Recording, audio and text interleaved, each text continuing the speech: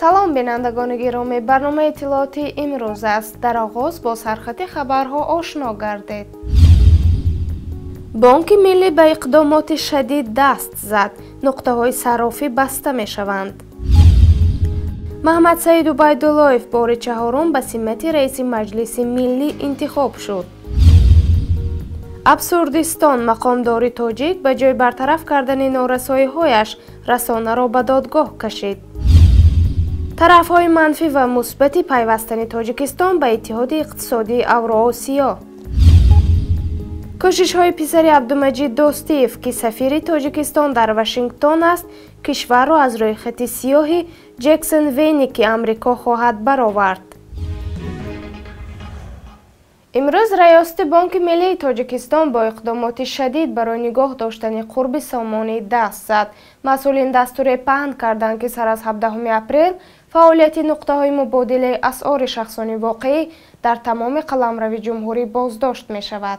این اقدامات را در بانک ملی با مقصد تامین استواری بازار داخلی اسعار، ثبات قرب سامانه و حفظ منفعت‌های مشتریان تشکیلات‌های قرضی اساسناک کردند. طبق دستور مذکور تشکیلات‌های قرضی جمهوری عهده‌دار کرده می شود که هر یک عملیات فروش دلار نقد را به مزاجان و یا شهروندان به طور مخصوص با درج تمام مشخصات شخصیتی آنها انجام داده به رسمیت درآورند. بانک ملی تاجیکستان تعداد نقطه‌های صرافی را در کشور بیش از 1,500,000 عدد ارزیابی کرد که 818 تای آن به شخصان واقعی مربوط است. با مقصد پیشگیری بالاروی قرب اسعار خارجی، امروز رهبریت بانک ملی تصمیم گرفتند که نقطه‌های مبادله اسعار انفرادی را از فعالیت باز دارند. به نظر ما این تصمیم به بازار اسعار تاثیر جدی نمی‌رساند، چون که نیستی نقطه‌های مبادله با بانک‌های تجارتی تعلق داشته، کار آنها خوب به راه مانده شده است. این بانک‌ها دارای حجره‌های خدمت‌رسانی مساعد برای مزاجان میباشند و در تمام شهر و ناحیه‌های جمهوری نقطه‌های خدمت‌رسانی خود را دارند. برای همین بی‌ممانعت طلبات مزاجان را بانک‌های کشور قانع کرده می‌توانند. طلب شناسنامه هنگام خریداری کردن اسعار خارجی هم امری نو نیست، چون تجربه‌های کشورهای دیگر نشان می‌دهند که این به منفعت کار است. قهار محکم افنخس رئیس جمهوری تاجیکستان و کهنسال‌ترین عضو مجلس ملی امروز در حضور امام علی رحمان رئیس جمهوری فعلی نامزدی محمد سعید عبیداللهیف را به مقام رئیسی در مجلس ملی پارلمان کشور پیشنهاد کرد. رئیس مجلس ملی در تاجیکستان بعد رئیس جمهور شخص دوم به حساب می رود. اولین جلسه مجلس ملی دعوت پنجم از 32 عضو مجلس ملی در جلسه همه نامزدی عبیداللهیف را جانبداری کرده دیگر باره رئیس پالاتای بالای پارلمان انتخاب نمودند. رئیس پالاتای بالای پارلمان در تاجیکستان بعد رئیس جمهور شخص دوم به حساب می رود. اینچنین به وظیفه معاون یکم رئیس مجلس ملی، مجلس عالی، عضو مجلس ملی، مجلس عالی عبدالرحمن قادری و وظیفه معاون رئیس نماینده از ولایت مختار کوهستان بدخشان، عضو مجلس ملی، مجلس عالی شادیخان جمشید انتخاب کرده شد. کشوردار به غیر از محمد سعید عبیداللهیف دیگر نفران سینشان به بازنشستگی رسیده را از مقام برکنار و رئیسان نو را به مقام این افراد پیشنهاد کرد. خود شهردار پایتخت در نخست جلسه وکیلان شهر دوشنبه گفته بود که میخواست استعفا دهد از رئیس شهری، اما رئیس جمهور قبول نکرد. درباره فعالیت کاری و موفقیت‌های به دست آورده عبیداللهیف شروع از دوران حکومتی‌اش تا این دم ما از روزنامه‌نگار رجب میرزا پرسان شدیم. محمد سعید عبیداللهیف یکی از شخصیت‌های کلیدی و یکی از حتی گفتم ممکن است که محورهای سیاست تاجیکستان به حساب می‌رود. حداقل با اینکه در همین دوامی 23 سال یا 24 سالی که حکومت فعلی تاجیکستان عمل می‌کند و بسیاری از گفتم ممکن است که اکثریت اونایی که با همین حکومت آمده بودند آهسته آهسته ناپدید شدند. یکی کشته شد، دیگری به محبس رفت، سومی عموما از صحنه سیاسی دور شد ولی محمد سعید عبیداللهیف همانا در همان یک موقع استوار خود باقی ماند.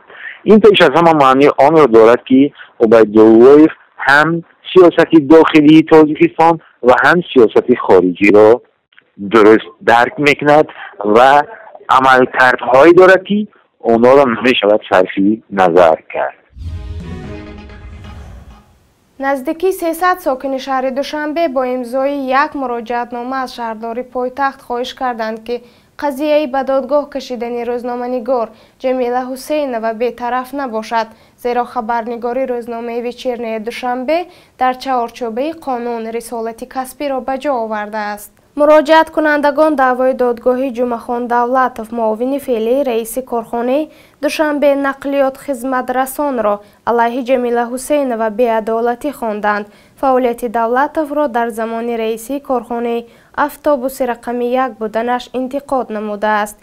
دولتов دعوا دارد که در مطلب خبرنگار جمیله حسینова که تحت عنوان برای چند باری موتور به قبرستان اتوبوس تبدیل یافته است در نشریه ویچرنی دوشنبه چاپ شده است که او مورد تحقیر قرار گرفته است. منصبدار اظهار داشته است که بعد خواندن این مطلب وضع سلامتیش بد گردیده، کسلی قندش اوج گرفته است. دعواگر جمعهخان دولتов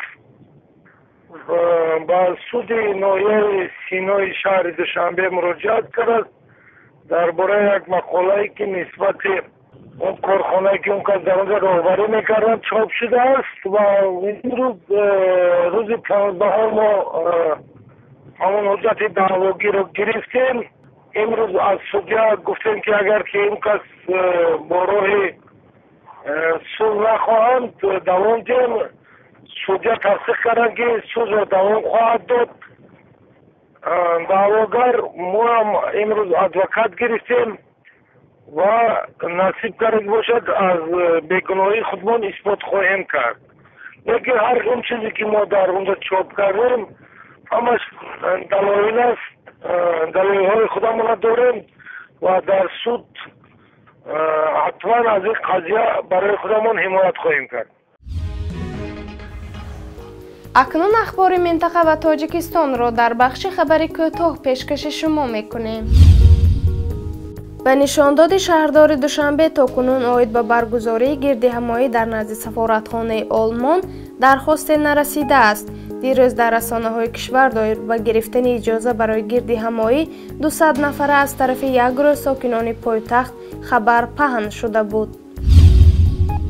اولین مراتب از ازبکستان رفته‌های جهانگردان به تاجیکستان زیاد گردید. در 3 ماه اول سال روان بیش از 19,000 ساکن ازبکستان به تاجیکستان به سیاحت آمدند. این نشانداد نسبت سالهای پیشین 4 مراتب افزایش یافته است.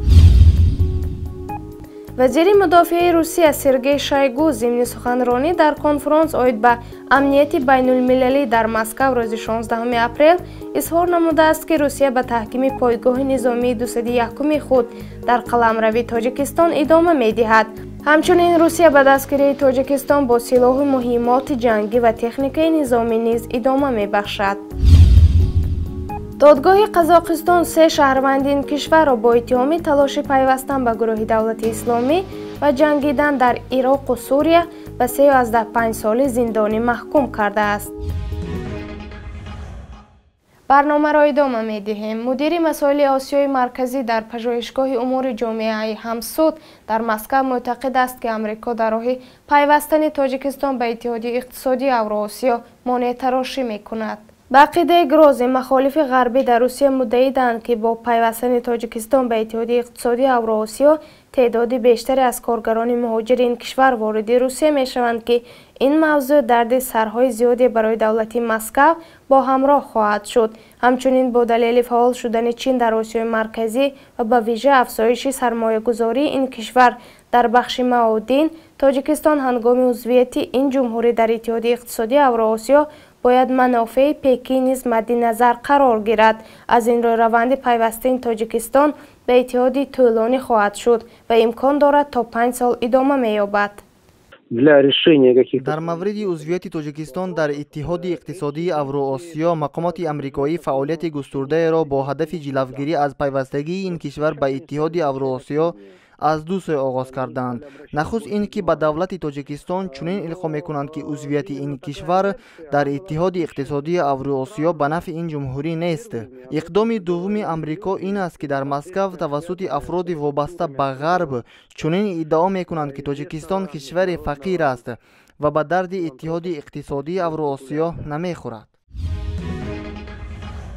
فرهاد سلیم فرزند عبدالمجید دوستیف سابق سفیر تاجیکستان در روسیه عین زمان سفیر تاجیکستان در واشنگتن است با البیا سایرس وکیل پالاتای نمایندگان کنگرس آمریکا ملاقات کرده بار دیگر مسئله لغو نام کشور از روی خط سیاه معروف با نام جکسون وینیک را به میان گذاشته است.